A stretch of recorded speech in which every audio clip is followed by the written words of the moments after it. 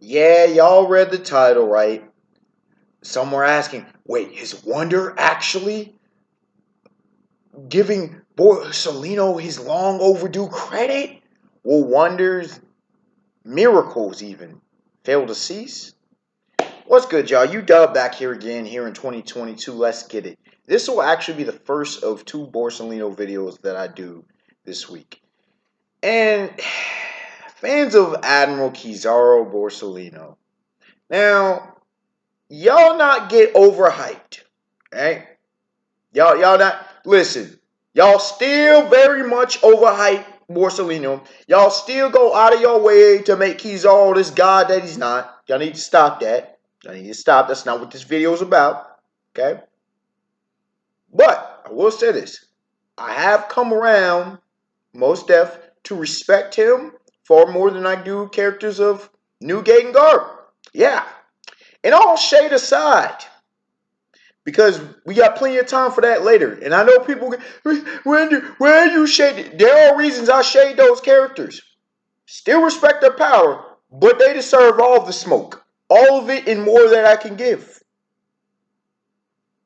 We're here to talk about some Borsalino and how Oda is such a genius for masterfully placing him in the series and crafting his character. You know, Oda's done this with a number of characters where they're just this enigmatic puzzle. And you're just looking like, so why exactly is this character in the series? Because Oda doesn't go out of his way to explain why the character's in the series. And you can say, well, what are you talking about, Wonder?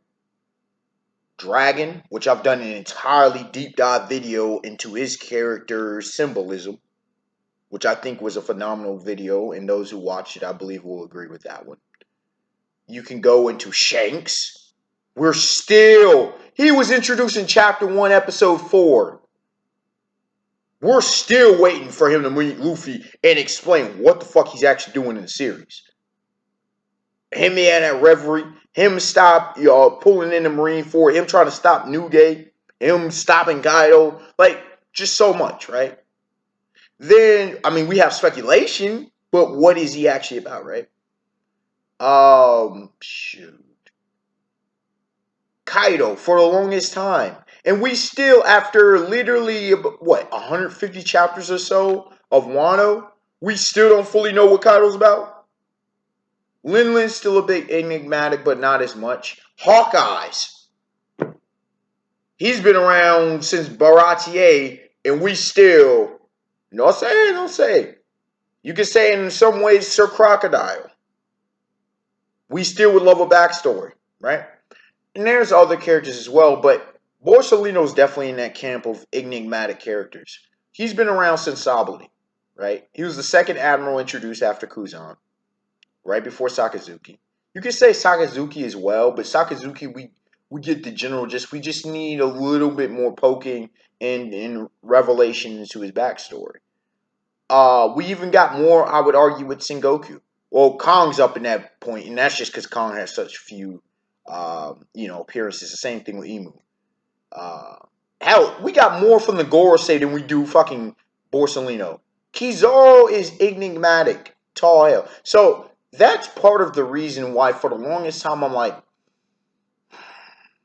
I'm really not rocking. I rock with every other admiral over time. I've rocked with, Kuzan's clearly my favorite admiral. He's in my top 10 favorite characters. Isho's in my top 20. I knew Green Bull would and I mean, just upon intro chapter, probably it is my favorite intro chapter of all the admirals. Definitely. That chapter 1053, come on now. And I told y'all, pretty much called it to a T. That's what I'm talking about. Even Sakazuki post time skip. Like, I've grown to love him. I'm just waiting on his backstory. I know it's going to be absolutely tragic, and I'm going to love it. And it's going to explain. Like, he's a lot more layered than people give him credit for, right? Sengoku. Pre-time skip, man. But post time skip, I love me some Sengoku. Love the Golden Buddha in his old man retirement year. I love it. He cracking. It's like a dad or uncle Like getting on Sakazuki's head, getting on Akainu's head is like, boy, I see I try to tell you. See, I try to tell you. See, I love it. I love the dynamic. And it's like it gives the flavor. And then you have so many of the Vice Admirals that we could get into. You know, I want to know more about Bogart. Uh Onigumo's interesting. Uh Not Maynard. Bastille, even though with the mask that's fascinating, but no, not him. I'm thinking of man, it was he was with Amazon Lily with Bo Hancock. Always bring him up. And I'll probably remember after the video y'all remind me. But anyways, the Vice Admirals are interesting. But Borsalino, it's like what the hell? And then it dawned on me a few things. Number one, I just didn't understand his role in the series. Like, even his justice, there's like been like 3 to 5 different names that people have come up. Unclear. I mean, there's the nonchalant justice. It's a whimsical. Like, we don't even know what his justice is. Every other one we get. Sakazuki is supposedly absolute justice, even though I think that's a little bit not. It's more so hardcore justice. Like, it's just kind of jaded or extreme black and white view of the world. Then Kuzan has this supposedly blazing, I mean, lazy justice was blazing when he was a kid or a young man. Then it's like this lazy justice. More so it's just like it's a justice, it's a kind of situational justice. Smoker learned to have that as well. Then you have Fujitora Isho. He has a blind justice or moral justice that looks at the world for what it is. It's more of an objective. And I call Green Bull to have a wild justice. And he's kind of doing that. It's like you come in, you wreck shop, you ask questions later, maybe. You come in, do what you're supposed to do, and get the job done. And, some people, people say you might break a few eggs. You might crack a few skulls because motherfuckers were in the wrong. You should have been fucking around. Pretty much. You shouldn't have been. So, Borsalino, on the other hand, Kizaru over here is just like, and it kind of just goes in line with, he's just a product of his era. Now, another thing of why I wasn't is because we just don't get screen time with the dude. You can say it. No, we just don't get screen time with the dude. We get nothing about much of his personality. We don't. We really don't. People say we do. The reason Borsalino has the fans that he does is because people are what they deem him to be. And I think that was part of my pushback. I'm like, bro, that what y'all are talking about is not the character that I've seen on screen. And lastly, here's where the real issue comes from. The anime's portrayal.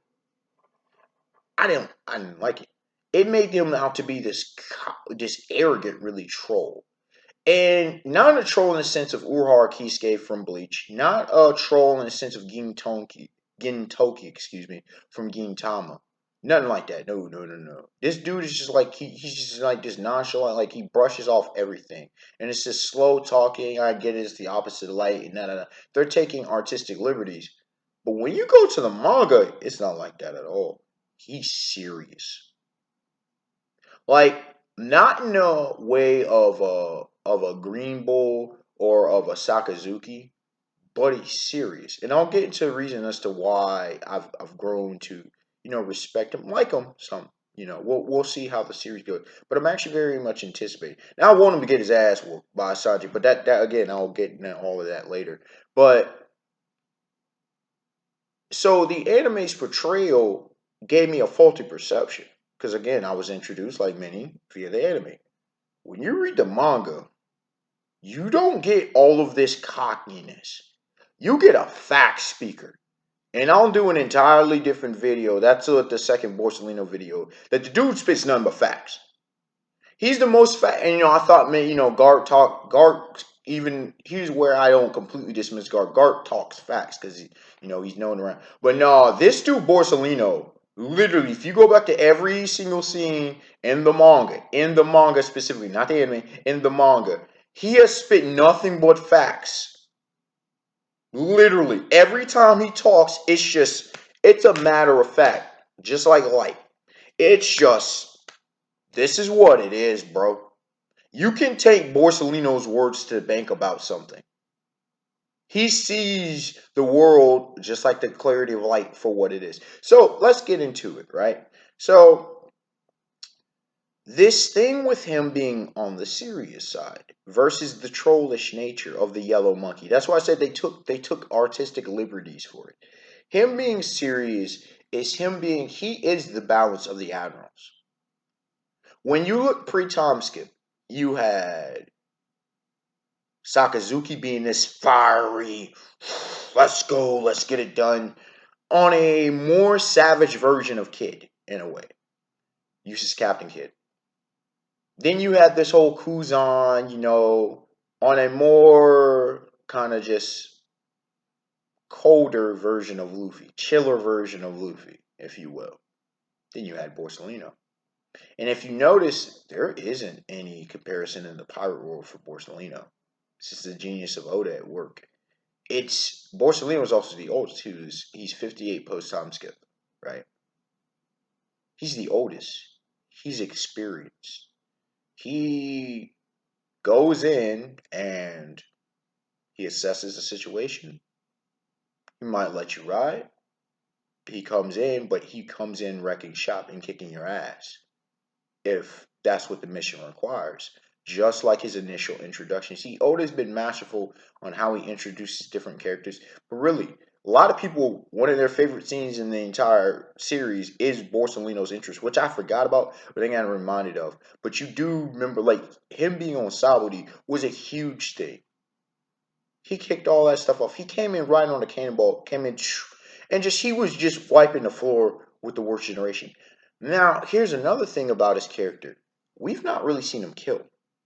We know, and I've talked about him being the weakest of the original three admirals, where it's like, bro, he has the light devil fruit for all intents and purposes. I know it's the glint, but it's the light devil fruit.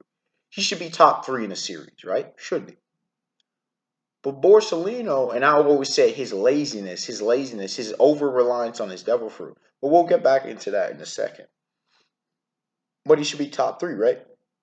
But Borsalino was below Kuzan and Sakazuki. And he didn't pursue the Fleet Admiral, which is fascinating. He's the eldest, right?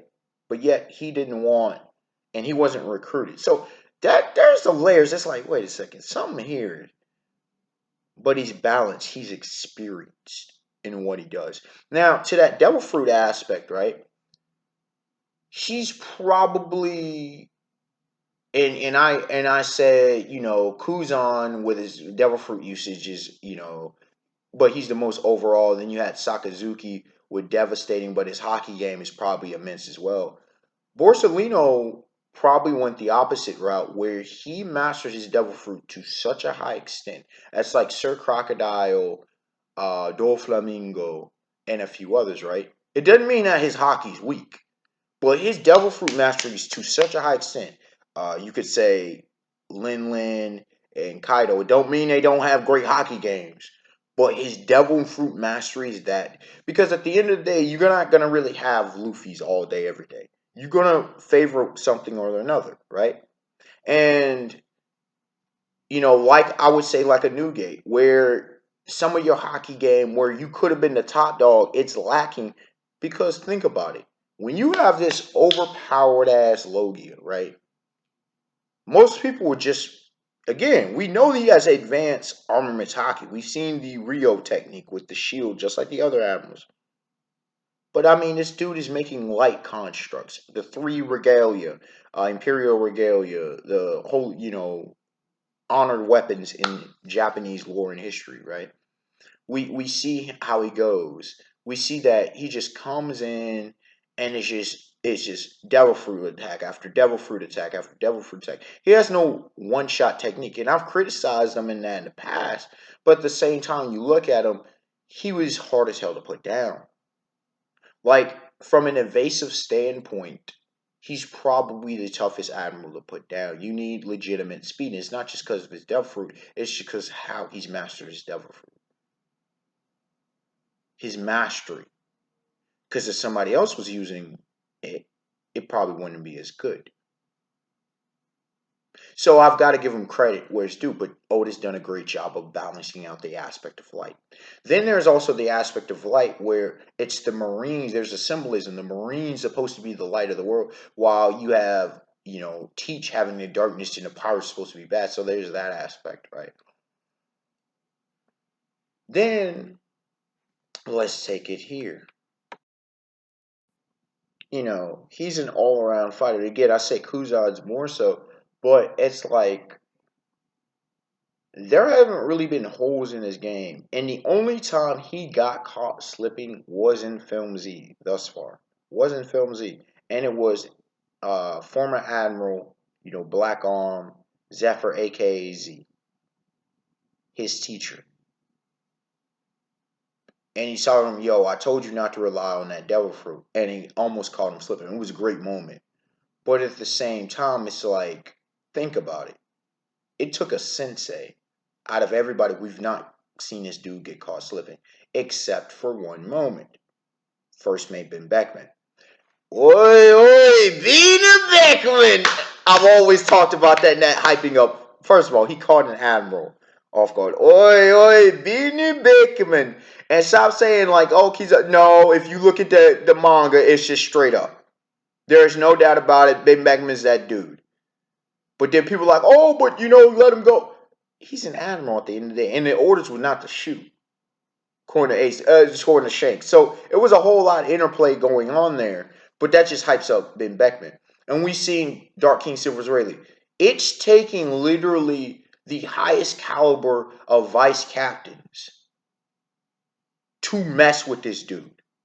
We're talking top 10 characters to take on a Borsalino. We're talking dudes like Luffy to take on Borsalino.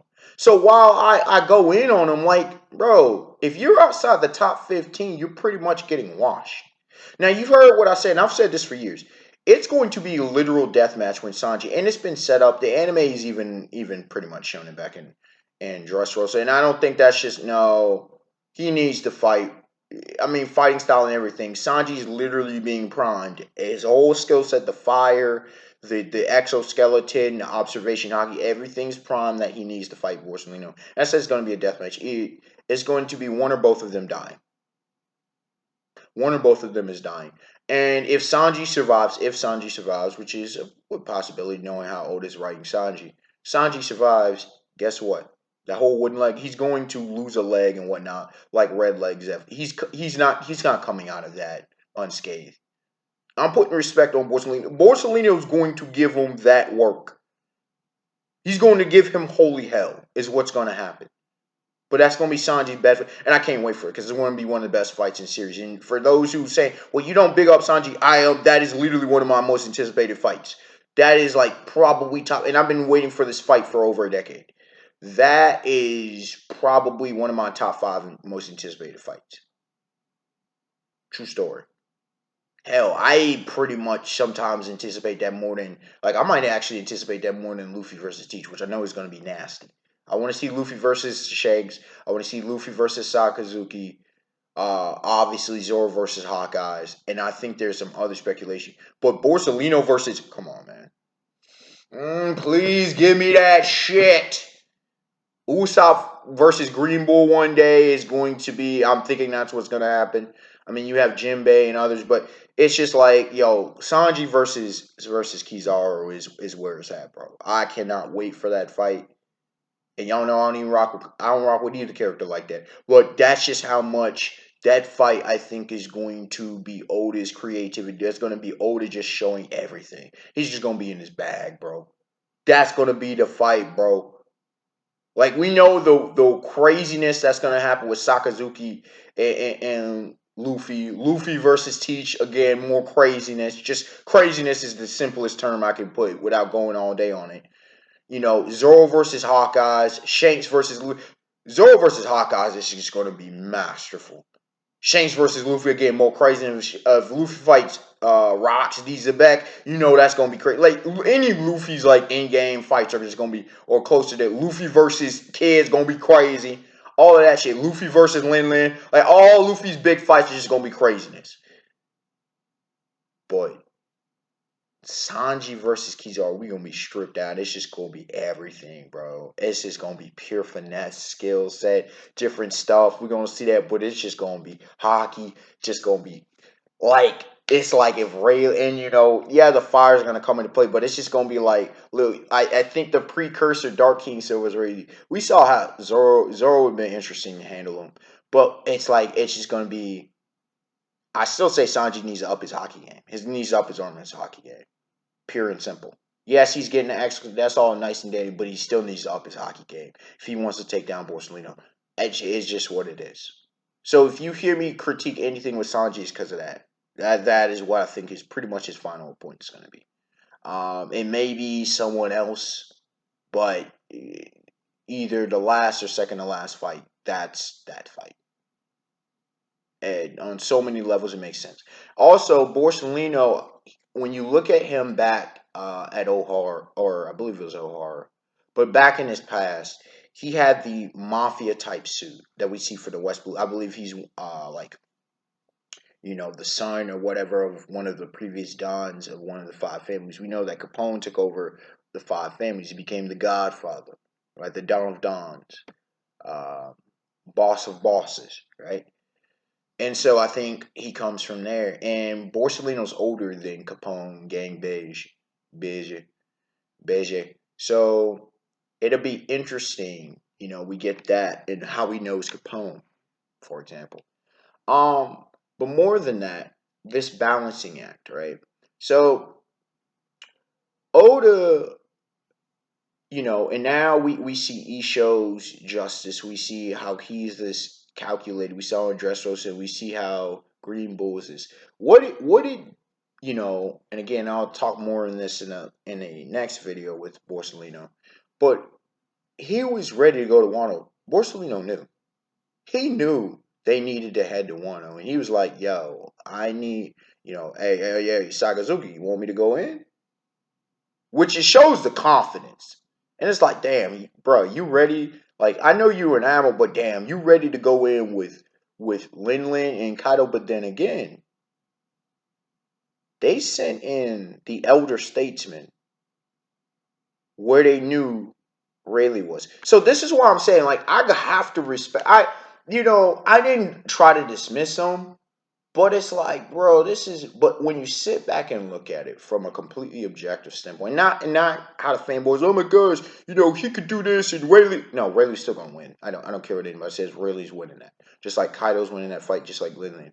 But it just shows, it's like, bro, when the Marines need a job done, you know who to send in. That's what Borsalino is. He is that dude who's that capo regime. He's that dude who, not an enforcer type, no. But he's just that dude that you send in. Borsalino's like a concierge, all right? The capo, like, he's just that elder statesman that when you need a specific job done, you don't want no fuckery, no fuck up, even though he didn't bring in any of them of the worst generation.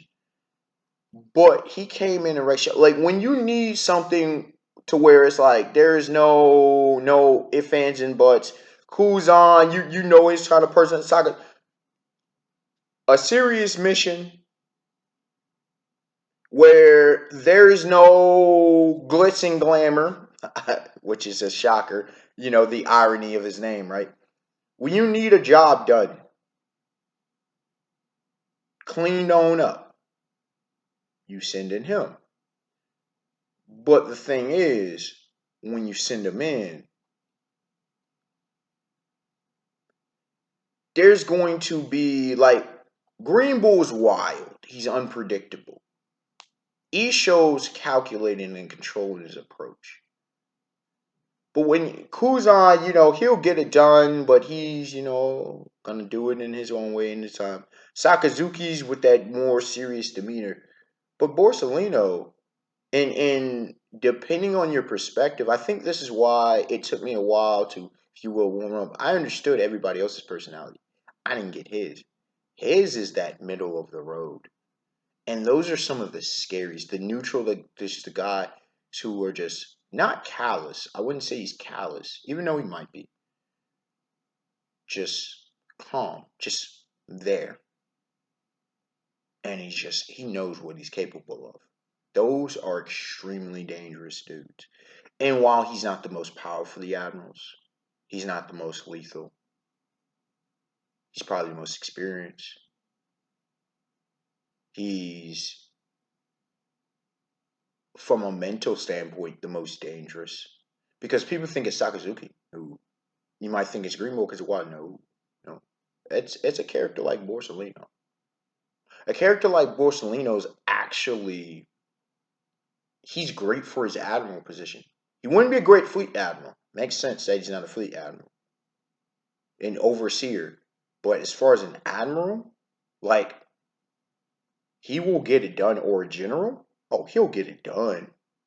He will get it done. Now, he might not, as far as the overall supreme commander, where definitely a Kuzan or Sakazuki's better. A Sengoku's better. Some would argue maybe even Garp. I wouldn't necessarily, because Garp's, he just wants to do his own thing. But like, when you need a fleet admiral, like you need someone who's just gonna oversee all the players.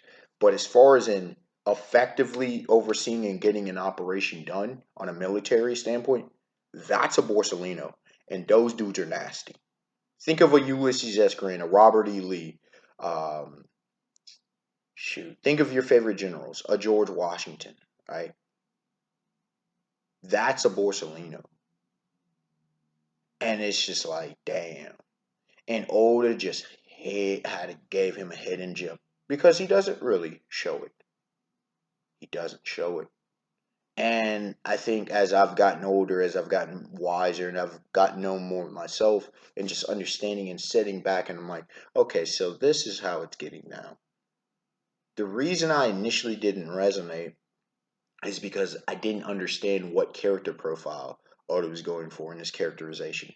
And Borsalino is that type of dude who really I mean, he really is a military dude. You feel me? Like he's really a soldier is what he really is. And it's just like, he's someone you want on your side. You don't really want to fight against. You might not be buddy with, but he's one of those dudes you want in your corner. That's just how it is. He's not somebody, like, he's not like a Luffy or a Zoro they got the charisma. But as far as from a militaristic strategic standpoint, he's someone you want on your side. Let's keep it all the way 1,000 without any bias. He's definitely a dude. He's not like a dude who's personal. You might like grow to like a kid. Borsalino is that dude. And again, it's probably because he's an elder statesman. He's been around, he's seen it. And maybe his personality was different when he was younger. But now he's kind of like the Yonko. He's been through shit. He's probably jaded in a lot of ways, and he's just like, this is the world for what it is. I'm gonna go in there, do my job, get things done. Even if I would like the world to change, it's not really going to. If that's his mentality, if Oda showcases more, I just need to see more of his personality. Yeah, I'll probably love his character. Just like it took me a while for all the admirals for me to warm up to all of them. And it's just Otis Jen doing a phenomenal job post time skip of revealing more of them. But these are my thoughts. What are y'all? Want to like, comment, subscribe. Tell me your thoughts. What are your views on Borsalino? How do you perceive him as a character?